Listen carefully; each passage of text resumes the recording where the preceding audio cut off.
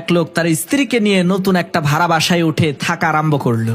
সকালবেলা যখন তারা স্বামী স্ত্রী দুইজনেই নাস্তা করতে বসলো, তখন লোকটার স্ত্রী ঘরের জানালা দিয়ে প্রতিবেশী এক মহিলার কাপড় রোদে শুকাতে দেখে বলতে লাগলো, হাই হাই সর্বনাশ, এই প্রতিবেশী মহিলা কি নোংরা গো, সে তো ভালো মতো কাপড়ই ধুইতে জানে না, দেখো কাপড়ের মধ্যে কত ময়লা লেগে আছে।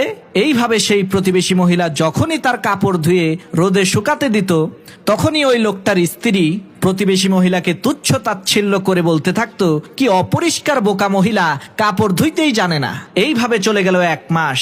একদিন হঠাৎ করে সেই লোকটার স্ত্রী জানালা দিয়ে দেখতে পেল সেই প্রতিবেশী মহিলার কাপড়গুলো খুবই পরিষ্কার পরিচ্ছন্ন দেখা যাচ্ছে। তখন সেই লোকটার স্ত্রী লোকটাকে বলতে লাগলো, এতদিনে মনে হয় ওই প্রতিবেশী মহিলা কাপড় ধোয়া শিখে গেছে। স্ত্রীর এই কথা শুনে সেই লোকটা বলতে লাগলো, আরে না, প্রতিবেশী মহিলা কাপড় ধোয়া শিখে নাই, বরং তুমি যে জানালা দিয়ে ওই প্রতিবেশী মহিলার কাপড়গুলোকে দেখো, আজকে সকালবেলা আমি ওই জানালার কাজ পরিষ্কার করে দিয়েছি। এই জানালার কাজগুলো অপরিষ্কার ছিল বলেই তুমি ওই প্রতিবেশী মহিলার পরিষ্কার পরিচ্ছন্ন কাপড়গুলোকে নোংরা মনে করে উপহাস করতে।